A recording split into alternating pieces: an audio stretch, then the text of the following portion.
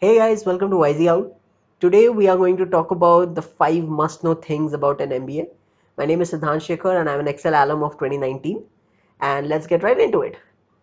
Now, if you were a fresher like me, or if you're a fresher like me just going into an MBA, it can be very overwhelming. Your first term is almost always like a light nightmare. You have a lot of coursework, plus you have got placements, so you have to attend your PPTs, you have to make your CV, you have to go through your committee selections and all sorts of things. So it can be very overwhelming. So in this video, all I'm going to try to do is give you some facts, share with you some of my experiences, so that when you have to make a decision for yourself, you have a slightly better idea about how to go about these things. Let's talk about the first, the summer internships. Now, this is probably going to be your holy grail, especially in your first term, or perhaps even throughout your first year. So let's start from the basic. What's a summer internship? So in an MBA, especially in the Indian context, you're supposed to go through 2 months of internship with a company. These companies usually come down to your come down to your college, and there's an entire placement process that happens. And at the end of it, at the end of your first year, you're supposed to go to the company for 2 months, work with them, either on a project or on their daily workings, depending upon what the company decides to use you for. And then, it's usually a pretty good learning experience for freshers because it's their first corporate experience. And in a lot of cases, for people with experience, it's a good view towards the management side of things, because a lot of people, they don't really go into an MBA from the management side. They go at it from, a tech side or a sales side or marketing side. So how all of it comes together, it's a very good idea. It gives them a very good idea about that. Why is it important? No, it's important for two things. A, for the experience, as I already talked about. B, a lot of companies have also now started to move away from the final placements kind of a system and move almost entirely towards the summer internship placement system, where they take, let's say, n number of candidates, and then they observe them for the 2 months of internship that they are with them. At the end of that, they choose the people that they think will be a good fit for the company, and then give them a PPO, a pre-placement offer, and then that basically settles you for as far as the job is concerned. You might choose to switch companies in your finals and so on and so forth, but that's a video for another day. How do you prepare for it? Now, there are a lot of steps that go into it. You have to make your CV, you have to get proofs for everything that you put into your CV, you have to actually format and edit and proofread your CV over and over again. Then there's the actual process itself, which might be a group discussion, which might be an interview, which might be an essay, depending upon how what the company's particular process is like. So the basic preparation, I would suggest, happens in 2 levels, or 3 levels in fact. First would be your CV and your resume. Second would be your technical side, which is, if you're a marketing guy, then having your basics of marketing clear, and then, you know, preparing the questions that have been asked before in the placement process. And the last is the BQs, which are your behavioral questions. Now, almost every company asks you for some BQs in their forms, or during your interviews as well. So preparing those in advance is almost often a very good thing to do, because then you don't have to sit there thinking about what to talk about, because you have all of your answers ready. It also helps you, fill up the forms quickly, because you have the answers ready, and then you just have to copy and paste them and customize them a little. So that's always a good thing. So therefore, it can be a daunting process, but it's not something that you cannot do, because a lot of people have done it before. It's not all that difficult. Now, there will be a lot of myths surrounding summers. I would urge you to just ignore them. There will be people who will be telling that certain companies don't take freshers, or they don't take people with more experience, or they just prefer to take engineers. It's fine. They might be based upon trends, they might even be based upon insight and knowledge. But then the thing is, you can't really do a lot about it. If it's true or if it's untrue, it doesn't really matter. So I would suggest that you just focus on your own preparation, because I've seen a lot of, in my own batch, there were a lot of people who skipped out a few companies because they were convinced that they wouldn't get a call from it based upon the profile they had. I would urge you not to do that. Just apply. If the company likes your profile, they will call you. If they don't like you, no matter what you do, they won't call you. So just don't fall into that trap of thinking, you're not good enough for a company or things like that. Just keep on doing your job, keep on ignoring the myths, because if they are true, if they are not true, you can't really do anything about them either way. So just focus on what you need to do. Let's talk about clubs and activities. Now, clubs and activities, when you get in, they're gonna look very glamorous, they're gonna look very fancy.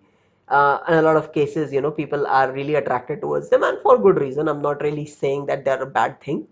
However, do they matter? Well, yes and no. Now, let me explain what I mean by that. Joining a committee or a club, or getting into an activity, it can be good for a lot of different things.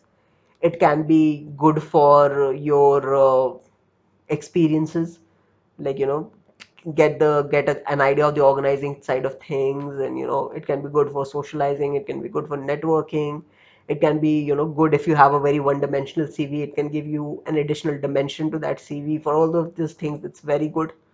But it's never a reason that a company will select or reject you.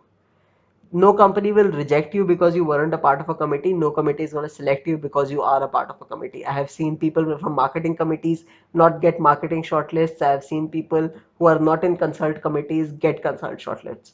So it's never something like if you don't have it, you're not going to get in anywhere. Please don't think like that. They are obviously, they have their own value. They give you experience. They give you very good friends. They give you CV points and all of that. However, it's never a deal breaker. How much will they help?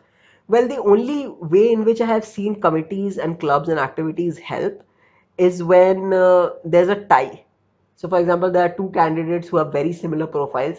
In that case, if one person has a committee and the other does not, then the committee factor comes into play, because in that case, it shows that you have taken on additional responsibility and you have a broader experience. But apart from that, I have never really seen committees to be a reason for selection or rejection of any candidate across my 2 years in a B school.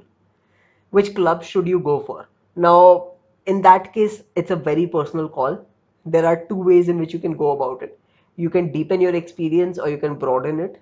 What I mean by that is, in deepening your experience, let's say you're a finance guy, then you go ahead and join the finance club of the society of your college. In that case, you can talk about how it has deepened your understanding of finance, or you can go the exact opposite route, and if you're a finance guy, go in for marketing. So in that case, you can talk about how you have a more well-rounded experience because you were a finance guy, but you also know now how marketing side of things work. So it again, it depends upon how you want to play this thing. It's a totally personal call and something that you need to figure out for yourself. Don't let other people. A lot of times, a few committees come out as very glamorous, or they're the top committees of the college and things like that. Don't let that influence your decision. Make your decision based upon what your interests are, what is it that you like to do, and then just take your own call instead of just following what other people are doing. The myths about clubs, it's never that a club is going to get you a particular a particular placement. It's never not being in a club or being in a club is going to affect placements anyway. Do the clubs because for the experience, for the friends, for the CV points if you must. But apart from that, don't, if you are not in any club, don't lose hope. Don't think that you're not going to get in anywhere, because I have rarely seen clubs swing the placement in the favor of a person in a normal situation. It almost never happens. A resume. So a resume is basically the most important piece of paper that you'll make in your 2 years. It's basically the window to you for the interviewer. The interviewer has never seen you, or the recruiter has never seen you. All he sees is a piece of paper. And then on that piece of paper is everything that you have done, what your experiences have been like, what are you good at, what are your accomplishments, what are your achievements. And then on the basis of that one piece of paper, the recruiter is supposed to, take a call for you. So be very, very careful with your resume. Edit it, proofread it multiple times, take it to your friends and have them review it, have them critique it. And a resume is never, in my personal opinion, a resume is never really done. You just send in your best version that you have as of then, because a resume, there's always something that you can improve, there's always something that better that you can do. However, it's important to not fall in the trap of perfectionism and just just obsess over it and then overcomplicate a good enough resume. Sometimes you have to take that call and figure out that this resume is good enough and it's good to go in, because if you start missing companies because your resume is not ready, that doesn't really serve anyone. How to make a good resume? In that case, I'd suggest that most of the colleges in fact have a resume or a CV making committee. I recommend that you take their advice very seriously. follow the format that your college uses, follow the guidelines that they have given you, and remember that a good resume, there is no perfect formula for it. It's more of an art than a science. So you could talk about the breadth of your experience, you could talk about the depth of your experience, you could talk about your extracurriculars, your academics, whatever that might be, depending upon what your strong suit is. However, again, as I said, it's a subjective call and it's more of an art than a science. There's no set formula about what a good resume is. This is a very good question. Do you need different resumes for different companies? Well, yes and no. Again, because we are in an MBA program, we're talking about it always depends on something. In this case, different resumes for different companies make sense when you have particular achievements or accomplishments that make sense for that company. For example, if you won that company's competition, or you have worked with that company previously, or you worked with them on a live project, things like that. In that case, if you want to highlight that, go ahead, do so. Put that up top in your resumes to attract that particular company's attention. However, even if you have a single resume for all the companies and industries, that is fine too. That's what I personally did. But then I had friends who had, like, different CVs for different companies as well as different industries. So they would have a consult CV, they would have a marketing CV, and so on and so forth. Again, personal call. I avoided it because I tend to make a lot of spelling mistakes, and I don't have the focus required to edit them. But if you are good with that and you have the time to do it, go ahead and do it. It can't really hurt you. But again, if you aren't doing that, that's not the end of the world either. It's fine. I've seen a lot of people get by just fine with just one CV. The resumes, there will be a lot of myths about resumes. There'll be people telling you that a recruiter looks at your CV for 30 seconds, and if it doesn't grab him in the first 5 seconds, he's not gonna care. It's not really true. The recruiters are human too. No one can get through an entire page of content in 30 seconds. They take their time, and plus every company has their own requirements in place. They already know what kind of people are they looking for. If your resume matches that, you'll get a call. If not, you won't get a call. It's as simple as that. There's no real way to trick the recruiter into calling you for an interview. All you can do is make a good CV, make a CV that is representative of you, make a CV that talks about your accomplishments and your experiences, and that's basically what you can do. On top of that, everything else is a myth, so just ignore it completely. Let's talk about guest lectures. Now, this is, a bit of a difficult topic to address because different colleges have different parameters or guidelines set in place for guest lectures. Some colleges make it mandatory. For other colleges, it's not mandatory. So, it depends. Do they matter? They do matter if you're trying to learn something new, because the people who come in for these guest lectures are extremely accomplished people. They will definitely bring a new perspective to the way you look at things. They'll teach you something new. A lot of cases, they're also a great networking opportunity to talk with some of the leading people in the field. But do they matter for placements? Not really, because these guest lectures, they might be for your personal growth, for your personal education, but then you don't really get a CV point off of it.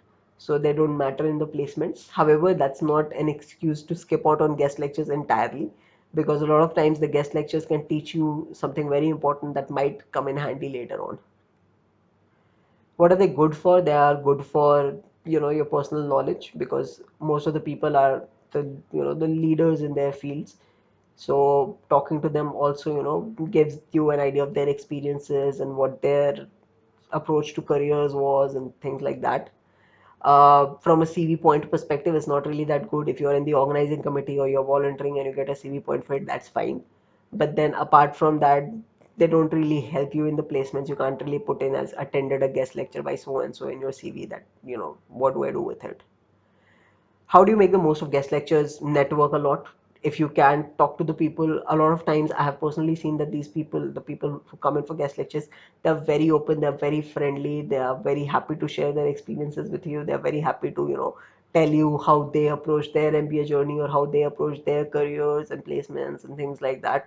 So you can definitely make the most of the guest lectures by talking to the people who come on. You can volunteer, you can be a part of the organizing committee. That gives you, that helps you out with the organizing side of things, and so on and so forth. So that is all pretty, that's all pretty enriching to your experience in a B school. Lastly, life projects. Now, life projects will get thrown around a lot, especially in the placement season.